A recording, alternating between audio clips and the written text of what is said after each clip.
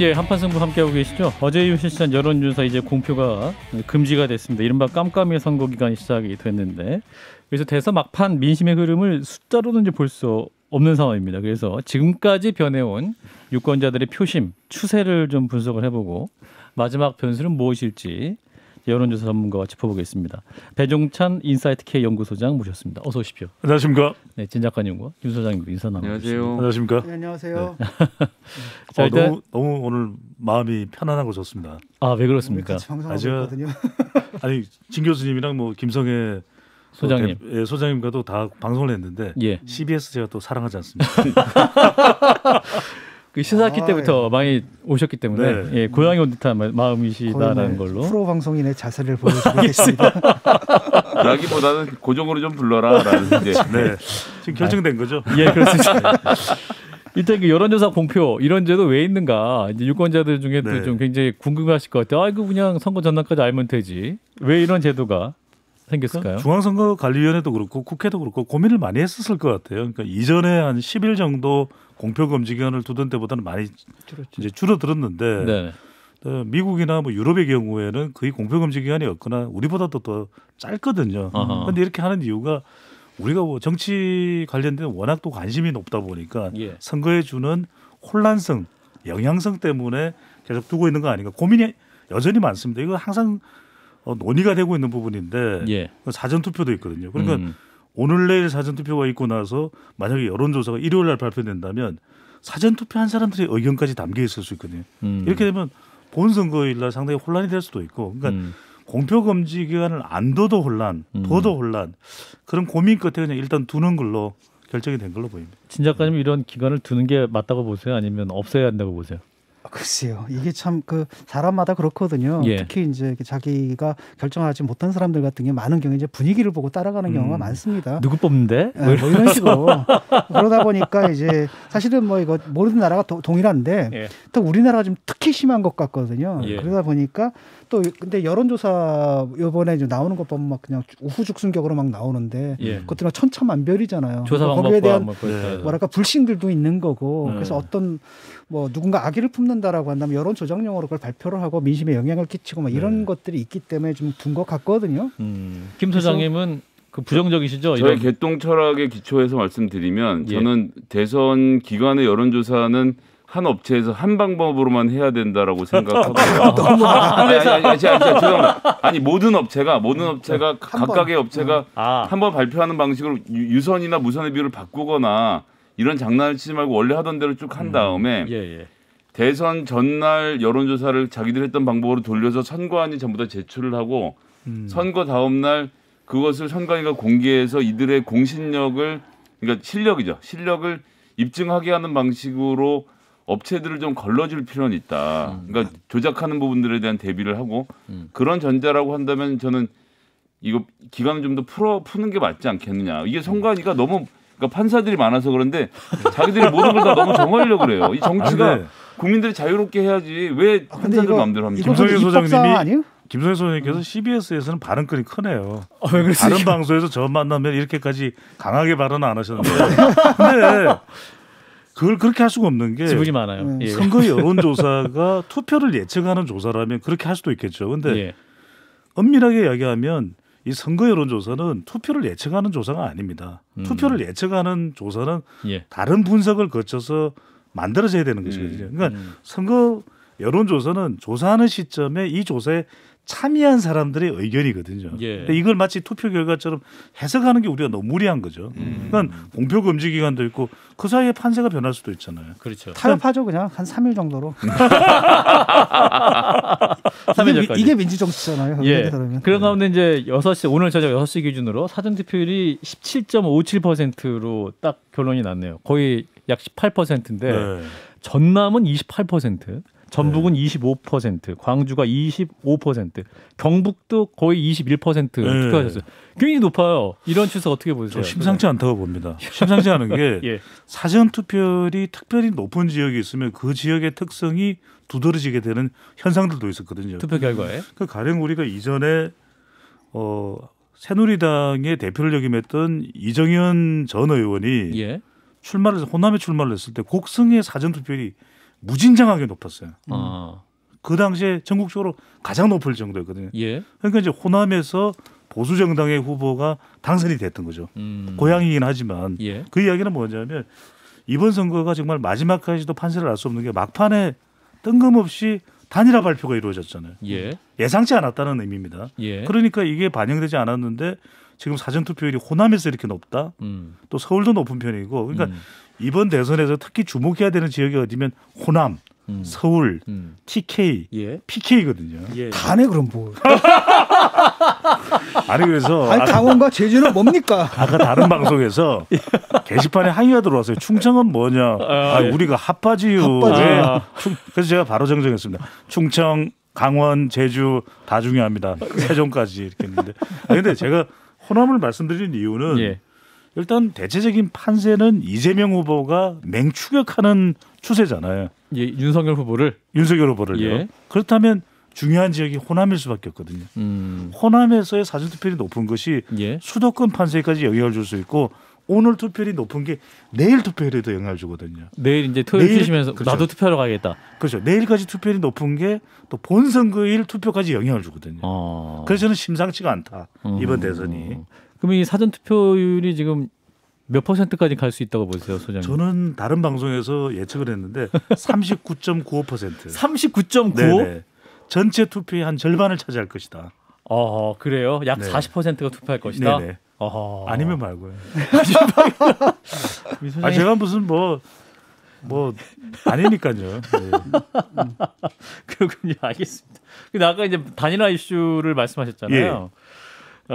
이 윤석열 후보, 안철수 후보의 단일화 이슈, 대선 이제 표심에 어떤 영향을 미칠 것인가 이게 또 제일 관심사인데. 네. 근데 안철수 후보의 지지층이 한 자리 수면 굉장히 의미 있는 숫자가 계속 꾸준히 나왔었지 않습니까? 그렇습니다. 네. 이 이제 숫자가 어디로 갈 것인가 이 부분도 관심 포인트인데. 저는 세 가지인데 첫 번째로는 안철수 후보 지지층들이 옮겨갈 지지층들은 대부분 옮겨간 것 같아요. 그런가요? 그래서 이제 안 후보의 지지율이 쪼그라들었고 예. 단일화를 또 선택한 이유가 될 수도 있다고 보는데 그렇다면 지금 한 대체로 단일화가 되기 이전에 조사 결과들이 발표된 거잖아요. 그러면 그렇죠. 안철수 후보 지지율이 낮은 지지율은 한 5%, 높은 지지율은 9%인데 대부분 옮겨갔을 것 같아요. 그러니까 이제 이 안철수 후보를 여전히 지지하는 것으로 나타난 조사 결과에 나타난 지지자들은 네. 세 가지 길이 있다고 합니다. 첫 번째는 투표소에 안 가거나 화가 나서 기권. 아니 완주합니다. 완주해요. 이렇게 했는데 느닷없이 사퇴를 해버리니까 이걸 못하는 거잖아요. 그 정도로 웃기는 건 아닌데. 네네. 그래서 고독하실까봐 좀 제가 웃어드렸습니다. 네, 저는 몇 번 당해봐가지고 안 웃습니다. 절대 안 웃더라고요. 매정해요. 김성애 소장도 정말 안 웃어줘요. 너무해. 아이 컨택도 안 하고 있어요. 웃음만 주면 잘 되실 텐데 앞으로 정치판에서.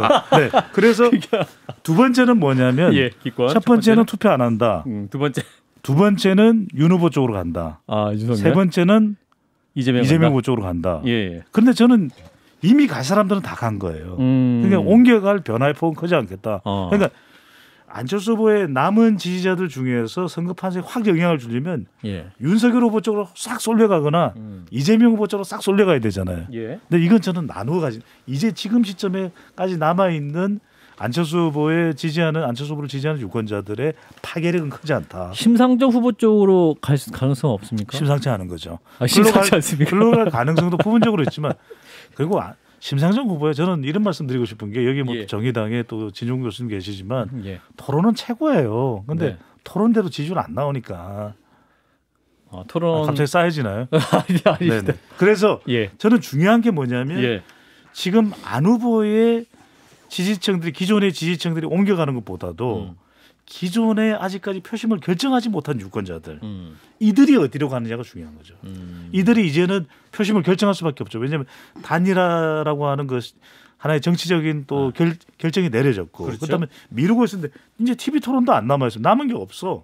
그냥 사전 투표율 얼마냐 그리고 뭐 우리 방송 정도 남아 있는데 한판 승부. 그러니까 이런 걸 듣고서 결정을 해야 되는데 이제는 서서히 결정을 하겠죠. 이들이 중요한 거죠. 그 숫자가 몇 % 됩니까? 저는 한 10% 내외는 된다고 봅니다. 왜냐면 계속 많아요? 10% 내외. 그러니까 여론조사에서 계속해서 무응답을 하는 사람들인데 이분들이 그래도 투표 의향을 물어보면 간다 그래요. 그러니까 적극 투표청에서도 적어도 한 60, 70%, 네. 또 부동층에서는 또 전체로 보면은 한 10에서 12%. 그러니까 적극 투표청으로만 보더라도 6에서 7%면 적지 않죠. 오차범위 밖에 있는 숫자이기 때문에 굉장히 유의미하게 선거 결과가 예상보다 또 다르게 나올 수도 있겠네요. 그러면. 그러니까요. 그러니까 자, 끝날 때까지는 몰라요. 배종찬 소장님의 분석 들으시고 한 말씀씩 진 작가님. 뭐 대충 여론을 보게 되면은 뭐 대충 이제 안철수 후보가 이제 평균적으로 내가 볼 때는 8% 정도 되는 것 같거든요. 예. 그러니까 8%의 유권자들이 찍을 데가 없어진 거잖아요. 그때 보면은 되게 2대 1로 가더라고요. 그러니까 윤한테 2가 가고 그다음에 1로 가고 그다음에 그거보다 좀 뚝 떨어지게 쉽게 말하면 40% 정도가 윤, 그다음에 20%가 2, 그다음에 8% 정도가 심으로 가고 나머지 분들은 모르겠어요. 대답이 없는 상태거든요. 그래서 그 정도 비율로 흩어질 것 같은데 뭐 전체적으로 보게 되면 이렇게 큰 차이가 난다고 보지는 않고요. 다만 아까도 말씀하신 것처럼 그 심리적인 효과가 있다라는 겁니다. 중도층을 향해서. 왜냐하면 지금 윤석열 후보가 그 캠프에서 보여준 태도가 너무 강경하거든요. 보수 감동이고 그 색채를 좀 희석시켜주고 또 다른 한편으로 뭐냐면 저런 사람들 혼자서 그 집권이 가능하겠는가, 통치가 가능하겠는가라는 부분들에 대한 우려를 안철수 후보가 들어가면서 약간 희석시켜주는 그런 효과는 있을 거다. 진중권 작가님은 좀 안정감을 더 줄 수 있다는 해석. 자, 김성애 소장님은? 전 사전 투표율 말씀을 하셨으니까 두 가지 지적하고 싶은데요. 일단 안철수 후보의 단일화가 호남에서 안철수 후보를 지지했던 사람들에게 어떤 반응을 일으킬지가 첫 번째 변수가 된다고 생각합니다. 예. 근데 제가 지금 느끼고 있는 민도를 놓고 보면 안철수 후보에게 격노하신 분들이 많다. 이럴 경우에는 호남 지역에서의 민주당으로의 결집이 일어날 수도 있는데 네. 이런지 아니런지를 판단하는 것은 사전 투표율이 호남에 얼마나 높을지를 내일까지 지켜보면 나올 것이고 예. 호남의 사전 투표율이 높아진다는 것은 호남을 중심으로 해서 민주당 도저히 안 되겠다고 생각했던 대안을 찾던 세력들이 다시 민주당으로 돌아오는 현상을 보이는 것이 아니냐 이렇게 해석을 하고 싶고요. 전국적인 사전 투표율을 놓고 보면 사실 이번 선거는 굉장히 박빙이긴 한데 어쨌거나 여당도 정부도 전부 다 민주당이지 않습니까? 예. 그렇다면 이제 조직 선거로 하자면 민주당이 유리하고 즉 민심을 거스르는 방식의 선거가 가능한 거죠. 사전 투표율이 높아지면 높아질수록 모든 사람들이 투표를 하는 것이고 그건 이제 여론조사 결과로 수렴한다는 뜻이기 때문에 예. 투표율이 높은 것이 민주당에 유리해 보이지는 않습니다. 그렇군요. 자, 이재명 후보의 통합정부론 그리고 김동연 후보와의 그 단일화 이 이슈는 어떻게 작동할까요? 그래서 이건 뭐 윤석열 안철수 후보의 단일화가 워낙 그냥 날벼락같이 유권자에게 충격을 주는 이벤트였기 때문에 예. 이재명 후보, 김동연 후보도 이재명 후보에게는 도움이 되겠죠. 그런데 예. 그 여파, 그 파급은 뭐 윤석열, 안철수, 윤한 단일화보다는 크지 작다. 않다고 봐야 되는데 저는 여기서 한 가지 우리 그 김성애 소장님 말씀에 조금 다른 견해를 말씀드리면 저는 투표율이 높아지더라도 예.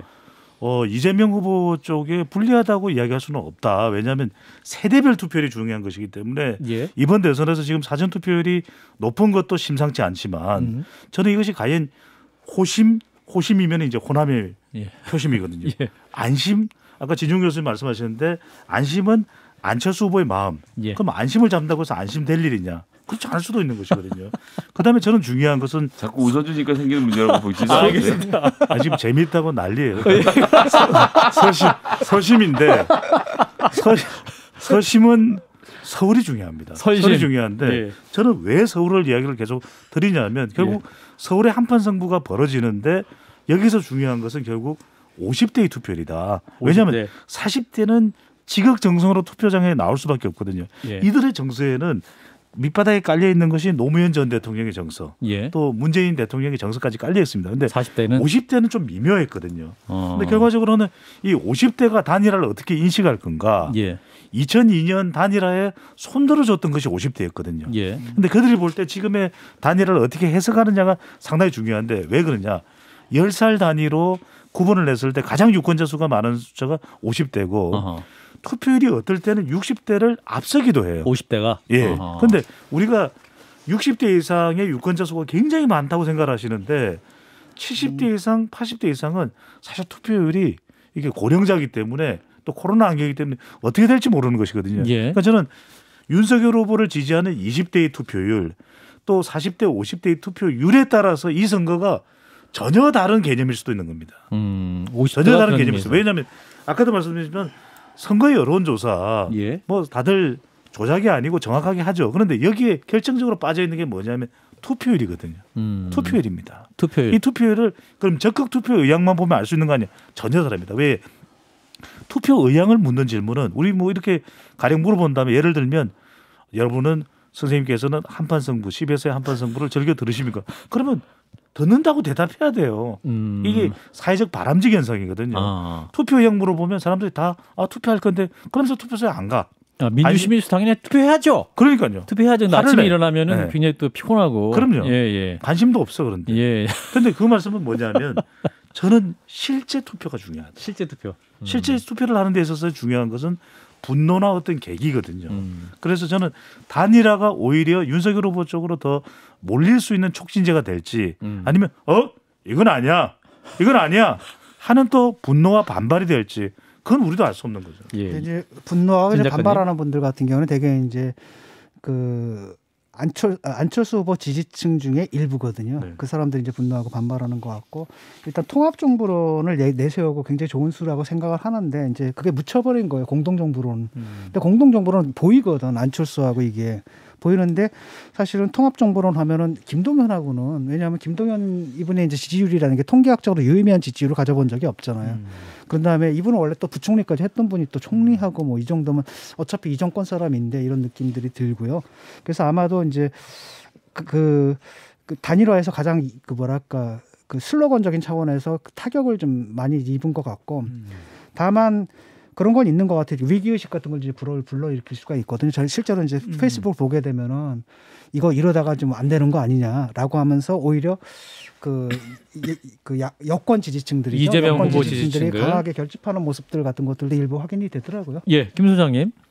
저도 뭐 같은 분석입니다. 이게 지금 이 단일화가 결국은 어떻게 영향을 미칠지는 하루 이틀 지나봐야 하는데 뭐 사전 투표에 하시는 분들은 사실상 결정을 하신 분들에서 영향을 미치지 이미 않을 마음을 것이고 정한 분들. 예. 마지막으로 갈등하는 분들 같은 경우에는 이제 핵심적인 것은 이번 선거에서 마지막 남아 있는 변수는 제가 생각엔 민주당 지지층이 결집해서 투표하러 갈 생각이 없었던 사람들 투표장에 끌고 가면 뭐 유의미한 득표 행위가 일어나는 것이고 예. 그게 이제 민주당으로 봤을 땐 강점이라고 생각하고요. 윤석열 후보의 경우에는 지지층의 문제가 아니라 그러니까 팔짱을 끼고 지켜보던 사람들 중에서 야, 저 윤석열 쳐본 줄 알았는데 그래도 제법이네. 안철수 후보까지 끌어들여서 뭔가 그림을 만들었네. 저런 정도면 정권 맡겨도 되지 않을까라고 투표장에 가는 사람들의 대결이 되지 않을까 이렇게 생각합니다. 그래요. 8787님이 네. 또 이런 질문 주셨어요. 소장님, 사전 투표율이 너무 높으면 대선 당일 저녁 발표될 출구조사 결과를 못 믿는 거 아닌가요? 그러니까 이제 출구조사는 저게 문제예요. 3월 9일 그러니까요. 당일 투표 결과를 가지고 방송 3사가 네. 하는 건데 3월 오늘 투표한 것과 내일 투표할 거의 사전 투표 결과는 표집이 안 되니까 그러니까 그게 한 40% 정도 될 거라고 예상하시는 거 아니에요? 이 질문 좋네요. 왜냐하면 제가 출구조사를 대선, 지선 또 총선 다 해본 사람이거든요. 그러셨구나. 그러니까 출구조사해 보면은 예. 사전 투표가 제일 문제되는데 결국 이거는 중앙선관위에 약간 협조를 받습니다. 어. 그러니까 사전 투표 때는 출구조사를 못 하게 되는데 이때는 이제 각 지역별로 사전 투표의 성연령 지역별 비율을 봤거든요. 사전 투표한 그걸 나중에 이제 실제 본 선거에서 출구조사를 했을 때 그 같은 연령대 또 같은 지역에 대입을 하게 됩니다. 그 조정을 한다 그러면 그렇죠. 그런데 알 수 없는 게 이번 경우에는 대통령 선거고 워낙 2년간 전쟁이 되고 있는 데다가 세대별로 기본 공식도 약간 깨졌거든요. 20대에서 윤석열 후보를 지지하는 추세가 나오고 또 50대에서는 또 나누어지고 이러다 보니까 알 수가 없습니다. 30대는 팽팽하고 그러니까 사전 투표의 투표 성향과 지지 성향과 또 본선거의 지지 성향이 다를 수가 있는 거죠. 그렇습니다. 게다가 7시 반까지 확진자 투표를 하고 또 개표하면 옮겨야 되죠. 또 문 열어야 되죠. 또 참관인들 또 이렇게 확인해야 돼. 이러다 보면 예. 새벽이 뭡니까? 저는 3월 10일 한 오전 9시 10시 돼야 윤곽이 드러난다. 3월 10일 9시. 네네. 그럼 저희도 방송 설마. 새벽까지 해야 되는. 그러니까 새벽이 뭡니까? 계속 해야죠. 설마. 참고로 제가 그래서 그냥 개표 방송해야 된단 말이야. 9시 10시에 좀 시간이 비는데. 그렇게 알겠어요.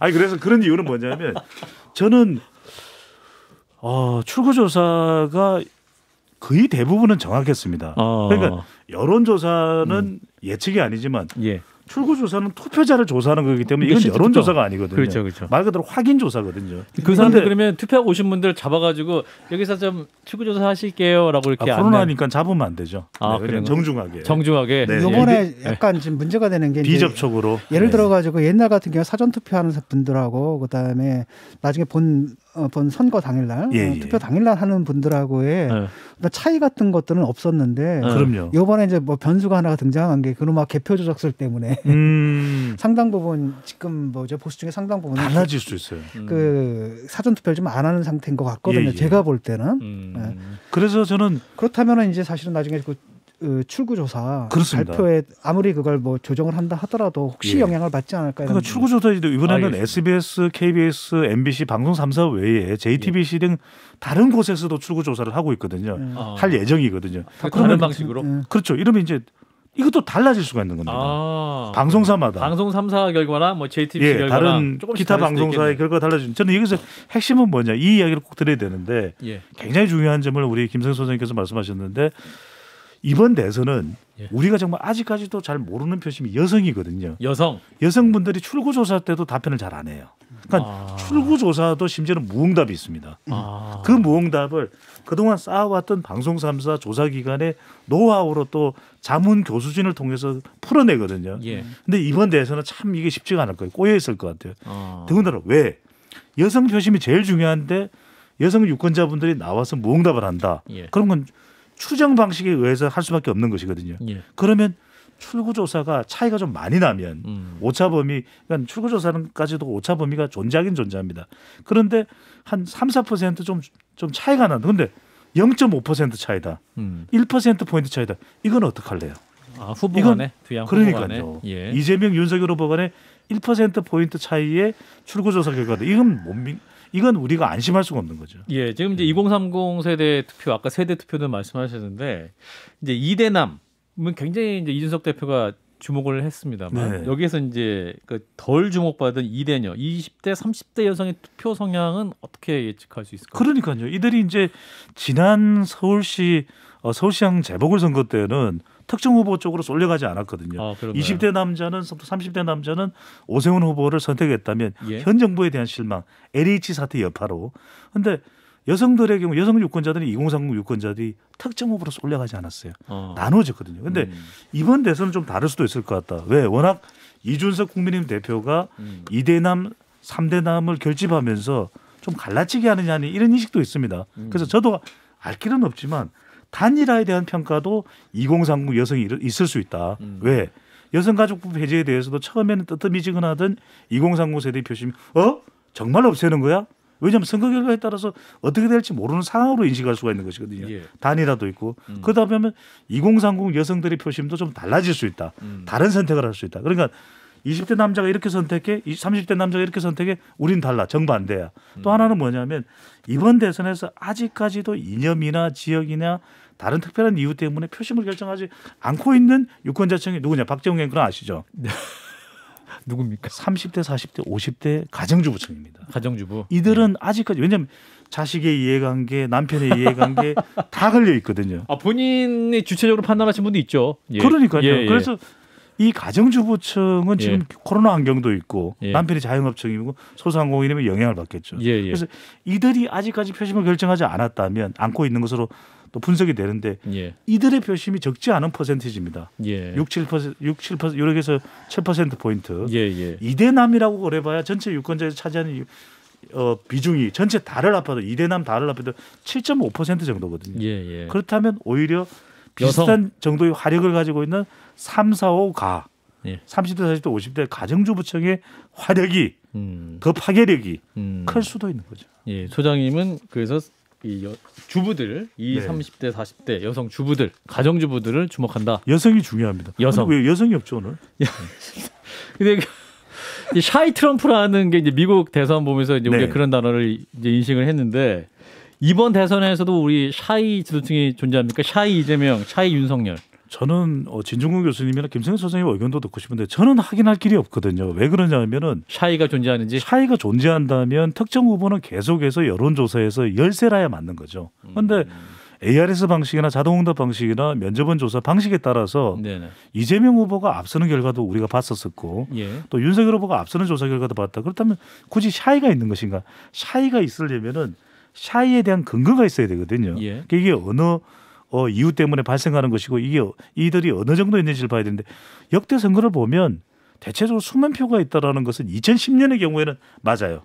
그때 숨은 표는 왜냐하면 여론조사가 잡아내지 못한 숨어있는 표. 예. 그러니까 무선 전화까지 포함을 해서 예. 이 응답자들을 표본을 추출했어야 되는데 그때 예. 보면은 집 전화밖에 못했거든요. 그러다 보니까 한명숙 후보와 오세훈 후보의 차이가 2010년입니다. 네, 가물가물하실 텐데 예. 그때 별 차이가 안 났거든요. 예. 근데 지금은 그런 방법은 다 보완이 됐고 많은 분들이 에이 여론조사 이거 구닥다리 아니냐 생각하는데 우리가 기술적으로는 거의 최고 수준에 올라와 있습니다. 여론조사 대한민국 여론조사가 예, 그렇습니다. 그러다 보니까 저는 샤이는 없다. 샤이는 없다. 이 네, 명제 샤이를 얘기하는 쪽이 이제 여론조사에서는 지고 있다는 얘기예요. 근데 쉽게 말하면 민주당 지지자들을 보게 되면 이게 샤이한 분들이 아니거든요. 그러니까 도덕성이라는 게 추락을 했기 때문에 도덕적으로 자기들이 문제가 있음에도 불구하고 옳다라고 주장하는 사람들이 아주 떳떳하게 그게 문제였던 거지 않았습니까? 민주당주의 중에 여러 층이 있기 때문에 네. 이렇게 너무 일반화하지 말아주시고요. 그러니까 그쪽 전반적인 분위기가 바로 그랬기 때문에 사실 예. 지금 이 위기에 처한 거 아니겠습니까? 조국 사태 이후 그다음에 대장동 사태 같은 경우도 외려 잘했다라고 얘기를 하지 부끄러워한 사람들이 아니에요. 근데 문제는 뭐냐 오히려 이제 그 윤석열 후보 측은 상당 부분이 물론 이제 찍는 분들도 있지만 정권 교체를 바라는 사람들이 있지 않습니까? 예. 솔직히 정권 교체는 바라는데 진짜 내가 찍어주기 쪽팔리다. 이렇게 창피하다. 생각한 사람들이 예. 좀 있다는 거죠. 오히려 그런 사회층은 좀 있을 텐데 예. 제가 볼 때는 없어요 거의. 샤이층 없다. 예, 이분들도 그렇게 얘기를 하거든요. 그냥 떳떳하게 얘기를 하거든요. 솔직히 마음에 안 들지만 그 정권 교체는 해야 되지 않냐. 김 소장님. 부끄러워하지 않는 민주당이 부끄럽지만 그래도 민주당을 찍어야 되는 샤이라는 게 있긴 있죠. 있다. 샤이 있다. 전 많지는 않다고 생각하고요. 여론조사에 다 있긴 잡힌다고 보고 예. 오히려 포인트 중에 하나는 물론 이건 제 개인적인 경험이니까 맞다고 할 수는 없는데 예. 이번에 이제 제가 처음으로 투표하는 아이가 하나 있는데 예. 저희 애가 주변에 있는 애들이랑 했던 얘기, 주변에 있는 여자애들이랑 주로 한 얘기인데 예. 이재명이라는 사람은 싫고 그래서 나는 안철수나 심상정 이렇게들 자기들끼리 얘기를 했다는 거예요. 예. 근데 이게 단일화를 하고 나니까 약간 머릿속에서 이 혼란이 일어나면서 윤석열 후보와 안철수 후보가 단일화 했다. 근데 이제 이게 이런 부분에서. 거죠. 이재명 후보는 싫은데 윤석열 후보는 본인들한테 공포로 느낀다는 거예요. 그러니까 왜 그러냐면 말씀하셨던 아까 저 여러 가지 여가부 폐지를 포함해서 우리들이 실질적으로 뭔가 피해를 보지 않을까 생각하니까 야 그럼 우리 지금 뭐 이재명을 찍어야 되는가 진짜? 약간 이런 움직임들이 실제로 저는 개인적인 경험의 바탕에서 드리는 말씀이지만 좀 있다라고 보기 때문에 이런 표들이 어떻게 움직이는지도 마지막 변수가 되지 그렇기 때문에 윤석열 후보가 성폭력 처벌 강화 이런 것들을 좀 갑자기 들고 나와서 말씀하시는 게 아닌가 싶은 생각이 들더라고요. 근데 상당 부분 옮겨갔어요. 이미 이제 그 여론조사 발표 전, 그러니까 그 발표 금지, 공개 금지 전 그 전에 한 일주일 정도 흐름 보게 되면 사실 상당 부분 2030 여성들이 심성정을 지지하다가 약간 이재명 쪽으로 몰리는 그 경향들이 일정하게 이제 확인이 되거든요. 예. 이제는 그게 이제 변수가 될 거냐? 많이 반영됐다. 이미 반영됐다. 그래서 저도 이제 진종 교수님이나 김선희 소장님 말씀 동의하는데 예. 이번 대선은 누룽지 대선이거든요. 누룽지 대선. 왜냐하면 바닥까지. 막판까지 표심을 한편으로 박박 긁어야 되기 때문에 큰 한 방은 없습니다. 그런데 그 작은 한 방이 크게 확대될 여지는 있는 것이거든요. 그래서 왜 중요한지 저는 여성을 계속 강조하는 게 어느 후보를 지지할지 선택할 때 배우자 리스크. 김혜경, 김건희, 김혜경. 지금 아예 동반 사전 투표도 못하는 상황이지 않습니까? 그렇죠. 이런 대선을 봤습니까? 이게 대선입니까? 떼선입니까? 이런 이야기가 나올 정도인데 그런 이야기는 뭐냐면 배우자와 관련된 리스크를 보는 것도 여성 유권자들이 훨씬 더 민감하거든요. 그런가요? 특히 이제 30대, 40대, 50대 가정주부층이 볼 때는 아니 뭐 이런 대선이 있어. 배우자가 함께 나오지도 못해? 그러니까 이 부분이 굉장히 중요할 수밖에 없습니다. 두 분 다 못 나왔는데 그러면 그 비판하시는 분도 누구 찍습니까? 그러면 그러니까 이번 대선의 특징은 피장파장 대선이에요. 피장파장 대선. 한쪽이 문제가 되면 다른 쪽이 그게 빅데이터 상에 잡히는 겁니다. 그래서 참 저는 이번 대선이 특이한 게 빅데이터 상 제가 이제 인용하는 것은 썸 트렌드인데 썸 트렌드. 썸 트렌드. 네. 그래서 이제 이 빅데이터 분석 도구를 보면 대체적으로 긍부정 감성인데 이게 뭐 꼭 여론조사와 같은 알고리즘은 아닙니다. 그런데 한쪽이 이재명 후보가 부정 감성이 나타나면 어느 순간 또 윤석열 후보 쪽으로도 부정 감성이 따라붙어요. 그래서 지금 김혜경 씨, 김건희 씨가 거의 독인객인, 피장파장, 점입가경, 이판사판 이렇게 되는 상황이 연출되는데 그래서 저는 마지막까지도 남아있는 것 중에 하나는 여성들이 그래서 30대, 40대, 50대 가정주부층들이 이 두 변수, 두 인물의 리스크를 어떻게 보느냐 이것도 영향을 줄 수 있는 거죠. 대장동 공방 그리고 여러 가지 그 네거티브 공방 마지막 TV 토론 이슈에 대해서는 어떤 영향을 끼칠 수 있을까요? 그거 짧게 정리해 주시죠. 굉장히 중요한 게 이번 대선은 또 게이트거든요. 예. 이재명 게이트가 나오니까 윤석열 게이트가 나왔고 그래서 저는 남아있는 경쟁 중에 하나는 이재명 후보의 대장동 리스크와 윤석열 후보의 검찰 리스크. 그러니까 대장동 의혹이 있는데 과연 대통령 국정수행, 국정운영 잘 될 건가? 특검도 있는데 그거 하나 하고 아니 검찰 출신 검사가 대통령을 해?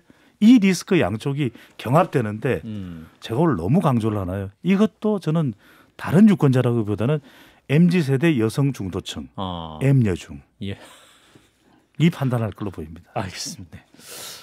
그러니까 아까 빅데이터라는 단어 좀 말씀하셨잖아요. 네. 이제 여론조사 얘기를 많이 하시는 분들도 있지만 한편에서는 또 이제 빅데이터 흐름을 보면 주목되는 특징이 있을까요?라고 이제 질문하시는 분도 있는데. 네, 그러니까 참 흥미로운 것 중에 하나가 지금 빅데이터로 분석을 했을 때 연관어 분석이 참 중요한데 이재명 후보나 이 썸 트렌드 이제 3월 2일까지 했습니다. 썸도 있고 뭐 구글 트렌드도 말씀하셨잖아요. 구글 트렌드도 나오죠. 흥미로운 게 비슷해져 가요. 그렇습니다. 그런데 투표라는 검색어를 넣었더니 1위 그다음에 진정성 이걸 보거든요. 저는 진정성에 주목합니다. 진정성. 어느 후보인지 마지막에 진정성이 있고 5년 동안 우리를 안심시켜 주시는 후보는 누구냐. 여기서 저는 키워드는 위기입니다. 좋을 때는 누구나 할 수 있거든요. 근데 국가에 위기가 닥쳐서 코로나도 있죠. 또 국제 지정학적 위기도 있죠. 남북 관계도 있죠. 외교도 있죠. 2720님이 호남 사전 투표율 높은 거 혹시 국민의힘을 지지하는 호남 20, 30대의 투표율 높아졌기 때문이 아닐까요? 이런 질문. 그럴 수도 있죠. 제가 어떻게 알겠습니까? 나중에 까봐야 하는 거고. 저는 굉장히 겸손한 말씀 주셨습니다. 여론조사상으로 보게 되면 이제 뭐 윤석열 후보가 어느 정도 이제 앞서는 경향을 보이는데 아직 확인이 안 된 건 뭐냐면 투표율을 까봐야 되는 거잖아요. 투표함을. 그래서 요번에 이제 여론조사들이 워낙 들쑥날쑥해가지고 저한테 신뢰를 많이 잃었어요. 네. 신뢰했네요. 네, 그래서 끝까지 어떻게 될지 모른다. 서현이님은 읽어드려야 될 거 아니에요? 배종찬 소장님 말 정말 예쁘게 하시는 듯 저까지 기분 좋아져요. 뭐 선물 안 드리나요? 커피 쿠폰 드리겠습니다. 자, 여론조사 흐름, 현재까지 추세 함께 유쾌하게 따뜻하게 짚어봤습니다. 인사이트 K의 배종찬 연구소장 고맙습니다. 감사합니다.